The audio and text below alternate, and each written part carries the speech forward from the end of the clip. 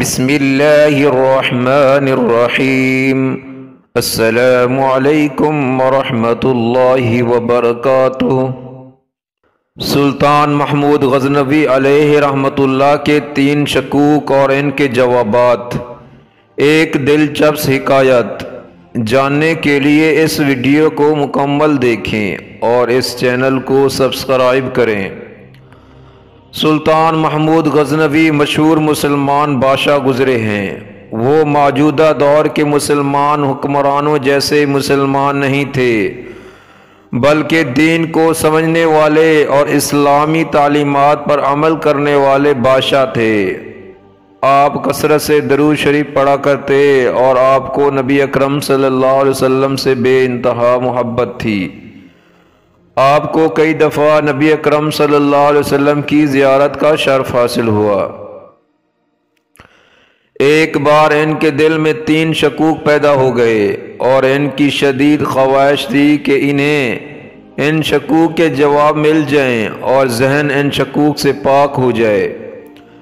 پہلا شک اس حدیث کے متعلق تھا جس کا مفہوم ہے کہ علماء انبیاء کے وارث ہیں۔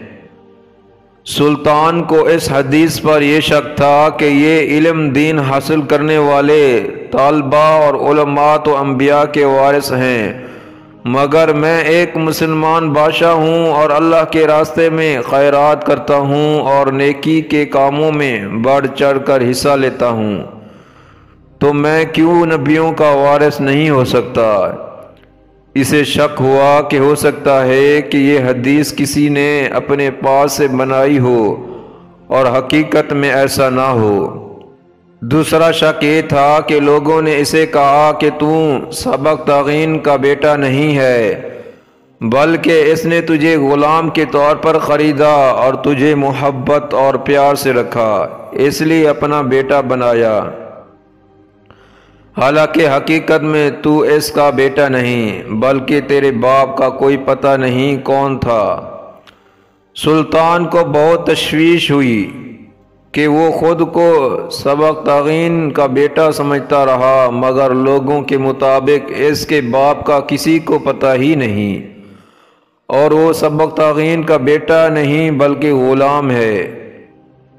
تیسرا شک یہ تھا کہ اگرچہ اس نے بہت سے نیک کام کیے اور رعایا کو خوش رکھا، ظلم اور ناانصافی سے دور رہا، اس سب کے باوجود اس کی بخشش ہوگی یا نہیں؟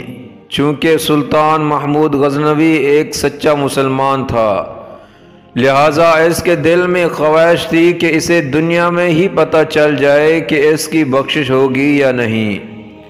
چنانچہ ایک رات وہ اپنے مشیروں اور مشل برداروں کے ساتھ رات سیر و سیاحت میں محو تھا کہ اچانک اس کی نظر کچھ دور ایک کباب کی دکان پر کھڑے ایک طالب علم پر پڑی، جو بھٹی کی روشنی میں کتاب پڑھنے میں مصروف تھا اور کوئی دینی مدرسہ کا طالب علم معلوم ہوتا تھا۔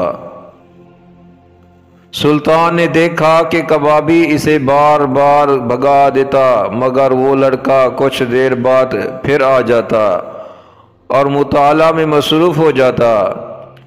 سلطان اس طالب علم کی محنت اور لگن سے متاثر ہوا اور اپنے ایک مشل بردار سے کہا کہ جاؤ اور اس طالب علم کی مشکل اپنے مشعل کی روشنی سے آسان کر دو۔ چنانچہ مشعل بردار اس طالب علم کے پاس چلا گیا۔ سلطان اس واقعے سے فارغ ہو کر جب محو استراحت ہوا تو اسے خواب میں اللہ کے محبوب صلی اللہ علیہ وسلم کی زیارت ہوئی، اور اللہ کے پیارے پیغمبر صلی اللہ علیہ وسلم نے فرمایا، جس کا مفہوم ہے، اے سبق تغین کے بیٹے، تو نے انبیاء کے ایک وارث کی مدد کی اور اس کی مشکل کو آسان کیا، اس کے صلے میں اللہ نے تیری بخشش فرمائی۔